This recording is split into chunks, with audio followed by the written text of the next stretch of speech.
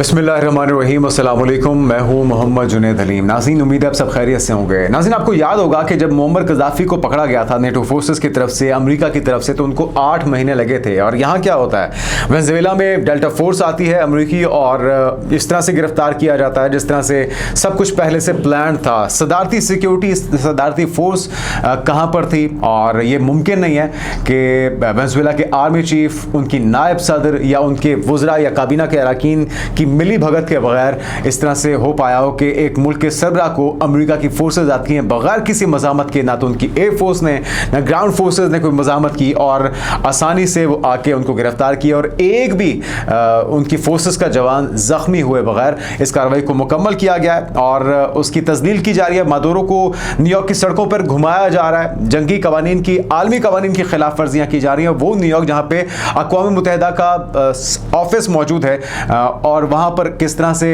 रौंदा जा रहा है आलमी कवानीन को, और किस तरह से एक हेड ऑफ स्टेट को तस्लील का निशाना बनाया जा रहा है। तो ये अलार्मिंग सूरत हाल है। मैसेज है पूरी दुनिया के लिए और आलमी ताकतों के लिए कि ये वक्त किसी पर भी आ सकता है अगर आज सब मुत्तहिद ना हुए और इसके खिलाफ सख्त रद्द-ए-अमल ना आया। लेकिन बात यहाँ पर रुकती नहीं है। अगला नंबर किसका है, अगली रिजीम चेंज कहाँ पर होने जा रही है, और साथ में कुछ भारत के हवाले से भी अहम गुफ्तगू की गई है। डोनाल्ड ट्रंप की तरफ से मीडिया के साथ अपने हालिया इंटरेक्शन में क्या कहना था उनका आपके साथ शेयर करते हैं। फिर भारत का अफगानिस्तान से दोस्ती का पहला नतीजा नाज़िल आ चुका है। वैसे तो बहुत से नतीजे आ रहे हैं वहाँ पे दहशतगर्दी की सूरत में भारत में जो आए रोज़ वाक़यात हो रहे हैं, लेकिन हम देख रहे हैं कि जो भारतीय हैं अब वो स्मगलिंग का काम भी बाकायदा ज़ोरों शोर से शुरू कर चुके हैं। नाइजीरिया में, अफ्रीकी मुल्क में 22 भारतीय हिरासत में लिए गए हैं रंगे हाथों मनशियात स्मगलिंग करते हुए। यह क्या वाक़या है ये भी आपके साथ शेयर करेंगे। फिर पाकिस्तान में दहशतगर्दी की कुछ वाक़यात, कुछ कार्रवाइयाँ नाकाम बनाई गई हैं, क्या कुछ उनसे बरामद हुआ, और क्या ये कार्रवाई थी मुमकिन तौर पर जिसे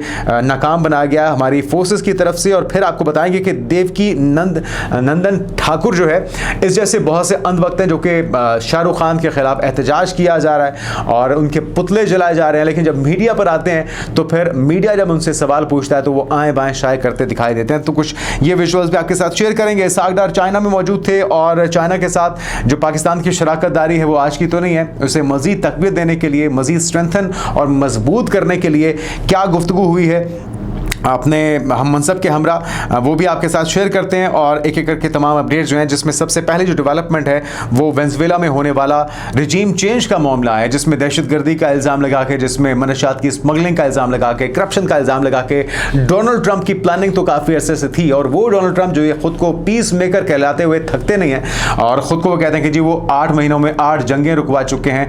अब वो असलियत जो है वो खुलकर सामने आ रही है, और हम देख रहे हैं कि वो उसी डगर पर चल रहे हैं जिस पर नेतन्याहू है कि जिसकी लाठी उसकी भैंस, माइट इज़ राइट। और अगर आप इस्तात रखते हैं, ताकत रखते हैं, आपके पास ज़्यादा फोर्सेस हैं, आपके पास ज़्यादा हथियार हैं, तो आप किसी के ऊपर भी चढ़ दौड़ेंगे। लेकिन असल मुद्दा नाज़रीन क्या है ये समझना बहुत ज़रूरी है। असल मुद्दा करप्शन नहीं है, असल मुद्दा दहशतगर्दी नहीं है, असल मुद्दा मनशियात की स्मगलिंग नहीं है। असल मसला अमेरिका को ये है कि चाइना क्यों तेल ख़रीदता है वेनेज़ुएला से, अमेरिका को वो तेल क्यों नहीं दिया जाता, बल्कि तेल ख़रीदना या देना तो अब पीछे या माजी का किस्सा हो गया।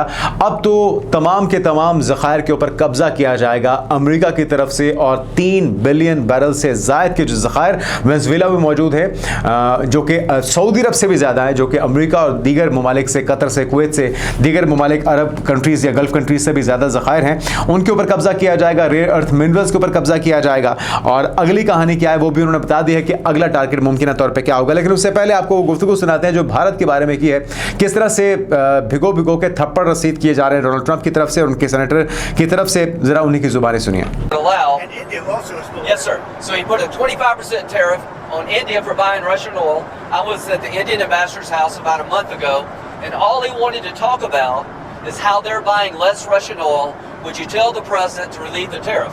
This stuff works. तो नाज़रीन आपने गुफ्तगू सुनी है। सेनेटर लिंडसे ग्राहम भी मौजूद हैं, यूएस प्रेसिडेंट डोनाल्ड ट्रंप भी मौजूद हैं, सहाफ़ियों से गुफ्तगू हो रही है। और लिंडसे ग्राहम का कहना है कि मैं एक भारतीय सफ़ीर के घर पे था जहाँ पे वो मिन्नत समाजर कर रहा था कि भाई क्या तरीका होगा, किस तरह से अमेरिका को राज़ी किया जाए कि वो टैरिफ जो है 25% जो इजाफी टैरिफ उन पर लगाया गया है उसका किसी तरीके से खात्मा हो चुके हैं। भारतीय जो मैशत है उसकी कमर टूट चुकी है, और ज़िल्लत अमेज़ जो रवैया है भारत का, भारत के साथ अमेरिका का, वो भी पूरी दुनिया के सामने है। साथ में उनका यह भी कहना है कि अब अगली बारी आने जा रही है क्यूबा की। वो कहते हैं जी क्यूबा में शायद हमें फौजी कार्रवाई तो ना करनी पड़े रिजीम चेंज के लिए, लेकिन क्यूबा में भी हुकूमत का तख्ता अमेरिका उलटने जा रहा है। अगला टारगेट मुमकिन तौर पे ग्रीनलैंड होगा। ग्रीनलैंड भी मादनियात से माला माल मुल्क है और अब अमेरिका का जिस पर दिल चाह रहा है वो उस पर चढ़ दौड़ रहा है। उसी तरह से जिस तरह से ग्रेटर इसराइल का मंसूबा है उसके ऊपर हम देख रहे हैं कि पूरी तरह से दोनों आपस में मिले हुए हैं और सोमालीलैंड में गजा के मुतासरीन को शिफ्ट करने की बात हो रही है।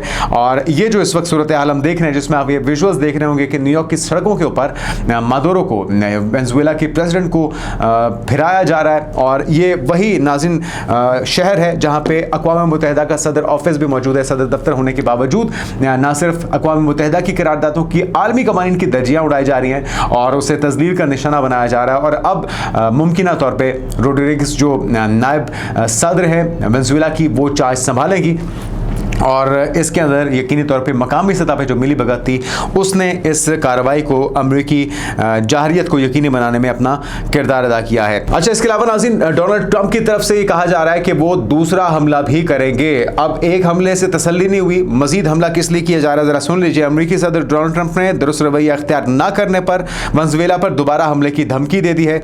एयरफोर्स वन में सहाफ़ियों से गुफ्तगू कर रहे थे, जो विजुअल्स आपने देखे भी हैं, और उसमें उन्होंने कहा कि अमरीका को वेनेजुएला में तेल और दीगर वसाइल तक मुकम्मल रसाई हासिल होनी चाहिए। यानी कि वो कोई ढके छुपे लफ्जों में नहीं कह रहे, वो खुलकर कह रहे हैं कि भाई उनका तेल हमें चाहिए, उनकी मादनियात हमें चाहिए और उसके लिए हमें फ्री एक्सेस चाहिए, किसी किस्म की कोई रोक टोक नहीं होनी चाहिए। तो वेनेजुएला ने दुरुस्त रवैया इख्तियार ना किया तो फिर वो कहते हैं कि हम दूसरा हमला भी करेंगे। यानी कि एक तो धौंस के साथ आप उनके वसाइल के ऊपर कब्जा करना चाहते हैं और उनसे कहते हैं कि आपने ओबीडियंट बच्चे की तरह बर्ताव करना है, ताबेदार बच्चे की तरह बर्ताव करना है। अगर आपने थोड़ी सी भी आयमाइशाई की तो फिर एक और हमले के लिए तैयार रही है। तो अमरीकी सदर ने वेनेजुएला में इक़्तिदार संभालने वाली नायब सदर डेल्सी रोड्रिग्स और खित्ते के दीगर मुल्कों को भी धमकियां दी हैं और कहा है कि डेल्सी रोड्रिग्स ने दुरुस्त काम नहीं किया तो मादुरो से भी ज्यादा भारी कीमत उन्हें चुकानी पड़ेगी। उन्होंने क्यूबा से मुतल्लिक सख्त अल्फाज इस्तेमाल करते हुए दावा किया है कि क्यूबा की हुकूमत जल्द खुद ही गिरने वाली है, शायद फौजी मुदाखलत की जरूरत ना पड़े, क्योंकि क्यूबा की आमदनी वेनेजुएला से आती थी और अब उन्हें वो भी नहीं मिलेगी। साथ में ट्रंप ने कहा कि कोलंबिया एक बीमार शख्स चला रहा है जो कि कोकेन बनाने और इसे अमेरिका फरोख्त करने में दिलचस्पी रखता है, लेकिन वो ज्यादा अरसे तक ऐसा नहीं कर पाएगा। एक मौके पर ट्रंप से पूछा गया कि वो कोलंबिया के खिलाफ अमेरिकी फौजी ऑपरेशन की बात कर रहे हैं, जिस पर ट्रंप ने जवाब दिया कि कोलंबिया की मौजूदा हुकूमत के खिलाफ अमेरिकी फौजी कार्रवाई का इम्कान का सुनकर उन्हें अच्छा लगा है।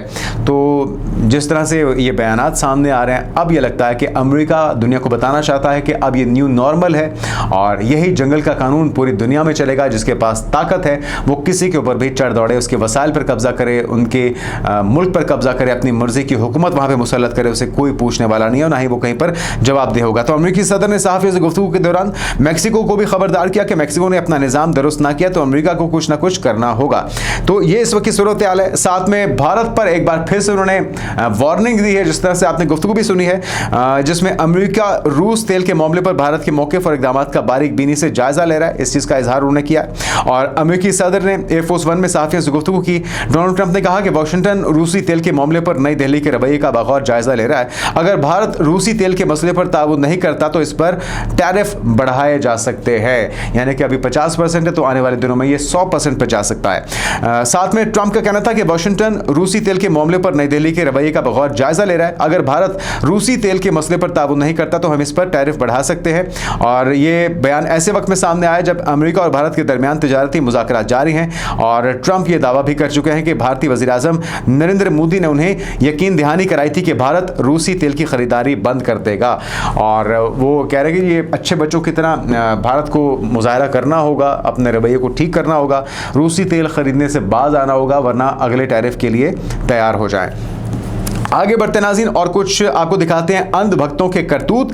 इससे पहले कि आपको देवकी नंदन ठाकुर की जो गुफ्तगू है, जिस तरह से एक्सपोज किया गया है भारतीय मीडिया पे, गोदी मीडिया पे बैठ के उनकी जो जलालत है वो देखने से ताल्लुक़ रखती है, लेकिन उससे पहले आपको दिखाते हैं कि अफगानिस्तान से दोस्ती के नताइज क्या निकल रहे हैं। अफ्रीकी मुल्क नाइजीरिया है, लागोस में 22 भारतीय जहाज के अमले के अरकान को 31.5 किलोग्राम कोकेन स्मगल करने के जुर्म में रंगे हाथों पकड़ लिया गया है, गिरफ्तार कर लिया गया है। भारतीय शहरी मनशियात कोरियर की तहसील में छुपाकर बरतानिया और जिम्बिया स्मगल कर रहे थे और पाकिस्तान को अक़वाम मुत्तहिदा में दहशतगर्दी और मनशियात का गढ़ करार दिलवाने की साजिश करने वाला भारत जो है, ये सच अपना फ़र्ज समझकर दुनिया को दिखाना होगा हम सबको। और यही हकीकत है, यही ग्राउंड रियलिटी है।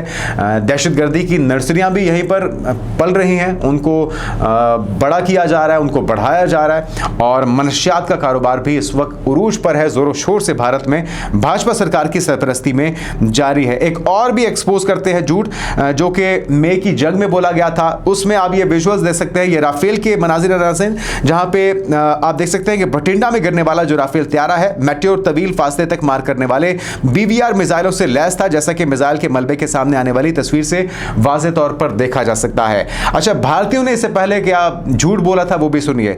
वो एक बहाना कर रहे थे कि जी अभी हमारे पास मेट्योर मिसाइल मौजूद नहीं है, BVR मिसाइल मौजूद नहीं है, इसलिए राफेल मार गिराए गए हैं। मगर अब एक और फर्जी कहानी और झूठ जो है वो बिखर चुका है और सामने आ चुका है कि विजुअल्स हैं इसके अंदर BVR सिस्टम या मेट्योर मिसाइल है, दूर अपने फासले को मार करने की या हिट करने की सलाहियत रखता है, ये भी मौजूद है। इसके बावजूद इनकी दाल नहीं गली और एक एक करके सारे राफेल जो है वो जमीन बोस होते गए। अब आपको दिखाते हैं नाज़रीन वो गुफ्तगू जिसमें देवकीनंदन ठाकुर को एक्सपोज किया जा रहा है कि वो शाहरुख खान को तो ईजी टारगेट समझते हुए निशाना बनाते हैं, उनके पुतलों को जलाते हैं। जब बात आती है अडानी की, उनकी बिजली बांग्लादेश जा रही है, वहाँ पे कोई सवाल नहीं होता। जयशंकर जाता है बांग्लादेश और खालिदा ज़िया की उसमें शिरकत करता है आखिरी रसूमात के अंदर और उनकी वफात पर अफसोस का इजहार करने पहुँचता है। पाकिस्तानी स्पीकर कौमी असम्बली अयाज सादिक से मुसाफिर किया जाता है, उस पर इनको तकलीफ नहीं होती, इनको आसान टारगेट नजर आता है। और अब BCB की तरफ से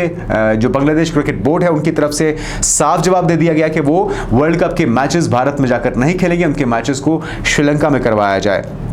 तो किस तरह से देवकीनंदन ठाकुर को एक्सपोज किया जा रहा है, ये विजुअल्स भी देखिए। मेरा दर्द सनातनियों को है, बांग्लादेशी में हत्या हुई है उसको है। मेरा दर्द वो 6 वर्ष की बच्ची है जिसे जिंदा जलाया गया है। मैं आपसे सिर्फ पूछ रहा हूँ, ईमानदारी से आप बताइए, रोजाना खाने आई है, ईमानदारी से बताइए, वो जब जिंदा जलाई गई 7 साल की बच्ची और वो तमाम बच्चियों के साथ दुष्कर्म हुआ और मंदिर तोड़े गए, आपको दर्द नहीं हुआ? ईमानदारी से बताइए। अच्छा, ईमानदारी से सुनेंगे आप? मुझे बहुत तकलीफ हुई सर, मैंने इस पर शो भी किया सर, और मुझे वाकई में बहुत तकलीफ हुई। लेकिन मेरा सवाल ये है कि देवकीनंदन ठाकुर जो है, मुझे ऐसा लगता नहीं है उनको तकलीफ जो बांग्लादेश में हिंदुओं के साथ हो रहा है उसको लेकर हो रही है। मुझे ऐसा लगता है कि देवकीनंदन ठाकुर को निशाने पर शाहरुख खान को लेना है, इस वजह से देवकीनंदन ठाकुर ये तमाम बातें कर रहे हैं। सही बोल रहे हैं, वरना तो सर देश के अंदर शेख हसीना अभी भी रह रही है, इस पर तो देवकीनंदन ठाकुर ने कुछ नहीं कहा। खालिदा जिया का निधन होता है और भारत सरकार की तरफ से हमारे विदेश मंत्री वहां पर जाते हैं और अफसोस जताते हैं, इस पर तो देवकीनंदन ठाकुर ने कुछ नहीं कहा। BCCI को तो देवकीनंदन ठाकुर ने गद्दार नहीं कहा। जब ऑपरेशन सिंदूर ऑन था और भारत और पाकिस्तान के बीच क्रिकेट मैच चल रहा था, तब भी देवकीनंदन ठाकुर ने कुछ नहीं कहा। नंगा करके नहला रहा। बांग्लादेश के साथ हमारे रिश्ते अभी भी जस के तस बने हुए हैं। भारत सरकार बांग्लादेश के साथ अपने रिश्तों पर विचार करे, ऐसा भी कोई सुझाव देवकीनंदन ठाकुर की तरफ से नहीं आया। कैसे भी करके निकाल, मेरे भाई मैं फंस गया। इसलिए मैं तो सवाल पूछूंगी ना, आइए कोई सलाह भारत सरकार के लिए देंगे आप? तो नाज़रीन, इस सवाल का कोई जवाब नहीं है इन सनातनियों के पास और अंधभक्तों के पास। ये सिर्फ गोबर उछालना जानते हैं, क्योंकि इनके अपने दिमागों के अंदर भी वही भरी हुई है। और इसका नतीजा सिर्फ और सिर्फ यही निकलता है कि अब फिर हम देखते हैं कि मुजाहरे होते हैं, मुसलमानों को, ईसाइयों को, सिखों को निशाना बनाया जाता है। और सिखों को निशाना बनाने के एक और वाक़या, अफसोसनाक वाक़या पेश आया है पंजाब के अंदर, जहाँ पे एक अमृतसर में शादी की तकरीब के दौरान वालतूहा गाँव में तरन तारण के सरपंच थे और आम आदमी पार्टी के रहनुमा भी थे, जरमल सिंह, जिनको बेहमाना तौर पे कत्ल किया गया है। और ये नाज़रीन पहला वाक़या नहीं है, गुज़िश्ता रोज़ भी इसी तरह का भिंडर कला में वाक़या पेश आया था। एक नौजवान को गोली मारकर कत्ल किया गया था और अवामी मकामात पर टारगेट किलिंग जो है वहाँ पर भारत में मामूल बनते जा रहे हैं। तो भगवत मन की जो इस वक्त हुकूमत वहाँ पर मौजूद है, जो वहाँ के मुख्यमंत्री हैं, वज़ीर आला हैं, उनकी नाक के नीचे सब कुछ हो रहा है, भाजपा सरकार की इमा पर हो रहा है। और जो भी उनको लगता है कि उनके रास्ते की दीवार साबित होगा या जिससे बीजेपी को खतरा लाक हो सकता है, उसको रास्ते से हटा दिया जाता है। तो ये शर्मनाक जो इस वक्त इकदामात हैं, ये कत्ल गारत है, जितनी भी अक़लियतों के साथ हो रहा है, इसका सदेबाब इस वक्त बहुत ज़्यादा ज़रूरी हो चुका है, क्योंकि तमाम जो अक़लियतें हैं वो भारत में ख़ुद को गैर महफूज महसूस कर रही हैं। अब आते हैं नज़ीर पाकिस्तान और चाइना के ताल्लुकात के हवाले से एक बड़ी पेशरफ्त है। पाकिस्तान के वज़ीर ख़ारजा नायब वज़ीर आज़म इसहाक़ डार चाइना में मौजूद थे, अपने हम मनसब के साथ उनकी मुलाकात भी हुई और पाकिस्तान और चीन ने दहशतगर्दी के खिलाफ ज़ीरो टॉलरेंस पॉलिसी और दो तरफा सिक्योरिटी ताउन को मजीद बढ़ाने पर इत्तेफाक किया, यानी कि भारतीय स्पॉन्सर्ड दहशतगर्दों को अब किसी किस्म की कोई रियायत नहीं दी जाएगी। दोनों मालिक की तरफ से यह तय कर लिया गया है, चाहे वो पाकिस्तान हो या फिर चाइना हो। साथ में जो मुश्तरका एलामिया आया, इसके मुताबिक पाकिस्तान ने वन चाइना पॉलिसी के तहत ताइवान, संकियांग, तिब्बत, हांगकांग और जनूबी बहरा चीन पर चीन की मुकम्मल हिमायत का इयादा कर दिया है। और चीन के जो वज़ीर ख़ारजा मुलाकात में जनूबी एशिया में अमन यकतरफा इक़दाम की मुखालफत, तनाज़ात के हल पर भी जोर दिया गया। और साथ में पाक चीन ताल्लुकात, दिफाई सिक्योरिटी ताउन, तिजारत, सरमायाकारी, अवामी रवाबित पर तफसीली तबादला ख्याल भी हुआ है। और दोनों मुल्कों ने स्ट्रेटजिक राब्ते बढ़ाने, बाहमी एतमाद मजीद मजबूत करने पर इत्तेफाक किया। तो 2026 में सिफारती ताल्लुकात के 75 साल मुकम्मल होने के बाद तकरीबात शुरू हुई हैं। पाकिस्तान और जो चाइना के दरमियान ताल्लुकात हैं उन्हें पहले से ज़्यादा मौसर बनाने के लिए पाक चीन मुज़ाकरात के एलामिया के मुताबिक पाकिस्तान और चीन के दरमियान दोस्ती को नस्ल दर नस्ल मुंतकिल करने और ताउन के नए शोबे तलाश करने पर भी इत्तेफाक हुआ है। तो चीन की तरक्याती कामयाबियों और जदीद कारी के मॉडल को सराहा गया पाकिस्तान की तरफ से, जबकि दहशतगर्दी के खिलाफ ज़ीरो टॉलरेंस पॉलिसी और दो तरफा सिक्योरिटी ताउन मजीद बढ़ाने पर भी इत्तेफाक किया गया है। इसके अलावा सी पैक हो, ज़राअत हो, मादनियात हो, गवादर पोर्ट पर ताउन बढ़ाने पर भी इत्तेफाक हुआ है। और पाकिस्तानी खलाबाजों के चीनी खलाई स्टेशन में मुतवक्के शमूलियत पर भी इत्तेफाक किया गया है, यानी कि दोनों ममालिक के दरमियान जो खलाई ताउन है स्पेस और साइबर के मैदान में भी जो इंफॉर्मेशन शेयरिंग है, जो इकदाम हैं उन्हें मजीद तेज़ किया जाएगा और मौसर किया जाएगा। लास्टली आपको खबर देते हैं नाज़रीन, कराची के अंदर रईस गोट के अंदर दहशतगर्दी की ये कार्रवाई थी जिसे नाकाम बनाया गया है। एक और कार्रवाई लकी मरवत में भी अमल में लाई गई है। इन दोनों कार्रवाइयों से मुतल्लिक आपको बताते हैं। एक तो ये रईस गोट का इलाका जहां पे 4 टन से ज़ायद यानी कि 2000 केजी से ज़ायद जो धमाकाखेज़ मवाद था बरामद किया गया है और ये गैस सिलेंडर और मिनी ट्रक में तहवील में लिया गया इस कार्रवाई के दौरान। और ज़ेर हिरासत दहशतगर्दों की निशानदही पर यह कार्रवाई की गई है। ट्रक में धमाकाखेज़ मवाद भरकर आई चंद्रीगढ़ रोड पर दहशतगर्दी का मनसूबा बनाया गया था, जिसे बर वक्त कार्रवाई करते हुए नाकाम बनाया गया है। लकी मरवत में भी कार्रवाई की गई नाज़रीन, यहाँ पे दहशतगर्दों का फैक्ट्री बस पर हमला और एक शख्स इसमें जाँ बहक हुआ है, जबकि मुतादिद जख्मी भी हुए हैं। तो पुलिस ने बताया कि दहशतगर्दों ने निजी सीमेंट फैक्ट्री की गाड़ी को IED धमाके से निशाना बनाया और हमले के नतीजे में एक शख्स जाँ बहक जबकि 2 ख़वातीन जबकि 9 अफराद भी 2 ख़वातीन समेत इसमें ज़ख्मी बताए जाते हैं। तो पुलिस का कहना है कि ज़ख्मियों को फौरी तौर पर करीबी अस्पताल मुंतकिल किया गया। तमाम ज़ख्मियों को तिबी इमदाद फराहम की जा रही है और तहकीकात का आगाज़ कर दिया गया है। जितने भी इसमें हम देखते हैं कि दहशतगर्दी के वाक़यात होते हैं उसमें से अक्सरियत अफगानिस्तान से निकलती है। इस वक्त हम देख रहे हैं कि ये र्यूमर्स भी फैलाई जा रही हैं कि जी पाकिस्तान और अफगानिस्तान के दरमियान कहीं बॉर्डर खुलने जा रहा है। तो इन खबरों की सख्ती से तरदीद की गई है सिक्योरिटी इदारों ने, वजारत ख़ारजा ने, क्योंकि कतई तौर पर पाकिस्तान में दहशतगर्दी की कीमत पर, पाकिस्तान में अमन तबाह करने की कीमत पर तो हम ये ट्रेड नहीं करेंगे। हाँ, कुछ नुकसान पाकिस्तान को भी, पाकिस्तानी ताजरों को भी हो रहा है, लेकिन ये उससे बहुत कम है जो नुकसान अफगानिस्तान को उठाना पड़ रहा है। माली सतह पर भी और सिफारती सतह पर भी हम देख रहे हैं कि एक लैंड लॉक कंट्री पाकिस्तान में दरअंदाजी करवाता है, प्रॉक्सी बनता है भारत की, और न सिर्फ अपने अवाम का नुकसान कर रहे हैं, अपने ताजरों का नुकसान कर रहे हैं, बल्कि आप अपनी हुकूमत की साख को भी दाव पर लगा रहे हैं। और वाहिद दुनिया में वो मुल्क जो आपकी हिमायत करता था, आपका मुकदमा इंटरनेशनल फोरम्स पे लड़ता था, अगर आप उसके भी सगे नहीं हैं, आप उसे अपना मोहसिन नहीं समझते, और वो मुल्क जिसने 50 साल से ज़्यादा अरसे तक 40 लाख से ज़्यादा अफगानियों को होस्ट किया है, अपना मुल्क दिया, रहने के लिए छत दी, घर दिया, नाम दी, शनाख्त दी, उसके पीठ में अगर आप छुरा घोंपेंगे तो फिर कोई तिजारत नहीं है, कोई ट्रेड नहीं है। थोड़ा बहुत नुकसान हम बर्दाश्त कर लेंगे, लेकिन असल जो नुकसान है वो तालिबान का है, वो अफगानिस्तान का है, और उन्हें होश के नाखून लेने होंगे अगर वो बड़े नुकसान से बचना चाहते हैं। आने वाले दिनों की पेशरफ से आपको आगाह करते रहेंगे। अपना ख्याल रखिएगा। अल्लाह हाफिज़।